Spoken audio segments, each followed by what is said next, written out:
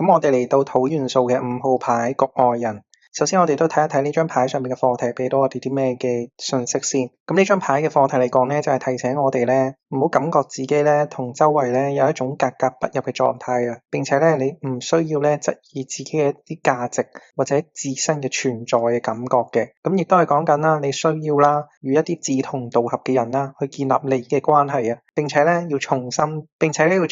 呢去重拾你嘅自信心啦，你自己嘅價值啦，同埋你自己嘅獨特性啊。咁所以喺呢張牌上面嘅課題嚟講呢，就係講緊呢，我哋呢每個人呢都有自己嘅一啲性格啦，一啲價值啦，一啲獨特嘅潛能啦。我哋呢唔需要呢夾硬融入一個呢同你呢格格不入嘅一啲環境啊。咁因為呢可能你入咗一個呢唔係太過適合自己一個環境啦，一個朋友圈啦，咁會令到你呢自身呢好似同對方呢有一個溝通唔嚟嘅狀態啦，並且呢就變得你好似覺得係自己有問題，但係呢其實呢每個人呢都有自己嘅一啲獨特性啊，有自己嘅一啲性格同埋一啲習慣嘅。咁所以呢你應該呢要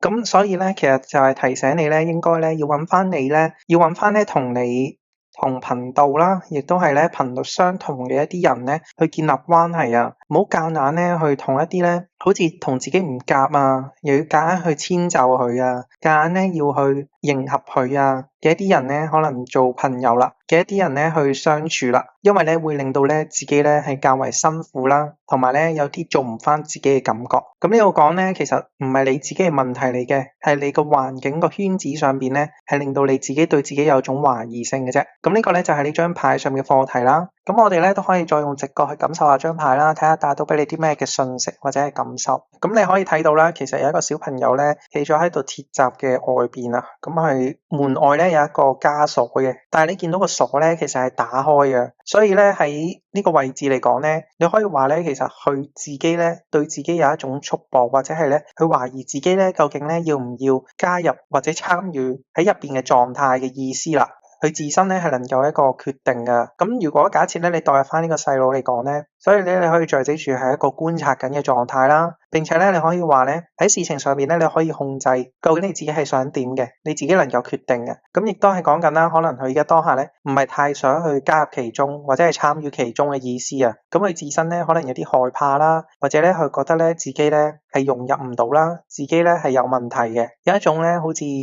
對事情上面咧有一種顧慮嘅感覺啊。你可以話咧其實佢點解唔行入去咧？咁可以話咧佢自己咧個信心咧係比較低啊。佢覺得咧可能自己未夠班啊，或者咧自己咧未去到嗰個位置啊，所以咧佢對自我咧有一種質疑嘅感覺啦。咁你就可以話咧佢有種自信心太低嘅意思，亦都係講緊咧係自我孤立咗嘅意思嘅感覺啦。咁你都可以感受下咧，其實可能佢咧就係想睇定啲先，再行前一步嘅。你又都可以話咧佢對外界咧可能有種渴望，但係同時間咧好似咧冇一個行動力向前走嘅意思啦。咁所以喺呢張牌上面嘅關鍵詞嚟講，你可以話係觀察啦，可以話咧係能夠控制一啲事情，但係咧你就要諗定啲先啦。亦都係講緊咧唔係太想去加入，亦都係講緊咧係一種自我嘅枷鎖啦，有一種害怕嘅感覺啦，有一種咧顧慮嘅意思。咁看似咧有困難，但係其實咧係能夠解決嘅。咁自信心可能太過低啦，並且咧係抱有一種質疑嘅事，並且咧可能對事情上面咧有一種質疑嘅感覺啦，有一種孤獨感嘅感覺嘅意思啦。咁呢個咧就係呢張牌上面嘅關鍵詞。咁如果假設咧你係解讀感情嘅狀態咧出現呢張牌嘅話咧，咁你都可以用直覺去感受一下，從而去解讀嘅。咁如果係單身者嚟講啦，你可以話佢自身啦，好似對自己咧嗰個狀態覺得唔係太過滿意啊，因為佢土元素嘛，有機會可能係佢自身嘅生活狀態啦，或者係啲金錢上面嘅狀態，係覺得咧有啲顧慮啊，所以咧佢有少少咧渴望一啲愛情，但係同時間咧佢係有種卻步嘅情況，對於自己咧好似自信心咧太過低嘅意思啦。咁所以就算佢咧有機會睇到一啲咧對象啊，或者係中意嘅人都好啦，佢有機會其實咧都有種卻步唔敢行埋去嘅感覺嘅，因為咧佢覺得咧自己咧好似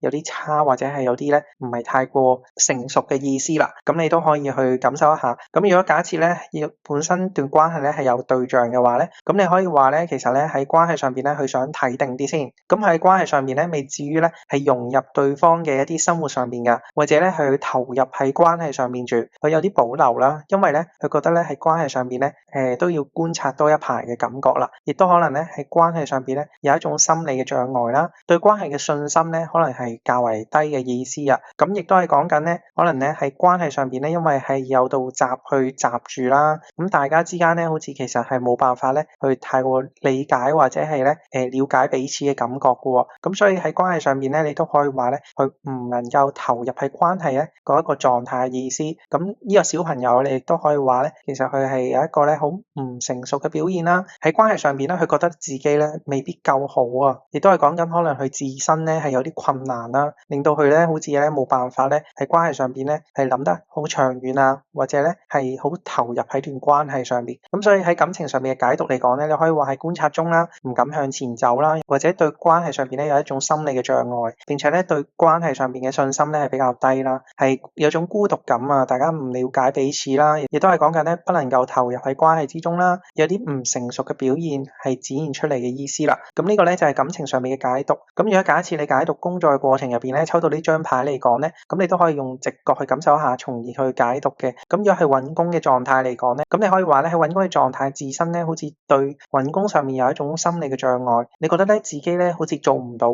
或者係覺得咧自己咧好似冇辦法去應付喺工作上面嘅層面啊。所以咧喺工作上邊咧，你咧有機會可以揾到一啲比較好嘅工作啦，即係你係望到，但係同時間咧你唔夠膽咧係行前一步咧去嘗試嘅感覺。就假如咧可能你見到一份工作係幾啱，但係人工好高喎，你自信心咧就會好低啦，你覺得咧好似你唔應該揾到呢嚿錢嘅感覺嘅意思嘅。咁所以咧喺揾工嘅過程入邊咧，你可以嘗試下大膽咧，俾多少少自己嘅信心。就算你見到一份好嘅工，你都嘗試啦，可能 apply 啊，或者係見咗先，係啦，因為有冇能力咧，可能係人哋去睇嘅，唔係你自己去睇啦。所以咧，你自己咧可以俾多少少自己嘅信心，並且咧喺工作上邊咧唔好太多嘅顧慮啦。咁如果假設咧你係已經係有工作嘅話咧，咁喺工作上邊咧你都可以話咧，佢自身咧好似覺得自己唔係太過適合喺呢份工作上邊喎，因為佢覺得咧喺工作環境上邊咧有一種咧係格格不入嘅狀態。咁有機會咧你可以話咧，可能喺公司嘅層面啦，或者喺啲文化上邊咧，佢自身咧唔係太過適應啊，所以咧其實咧可能佢有一種咧比較孤獨感嘅意思，或者咧自我獨立咗嘅感覺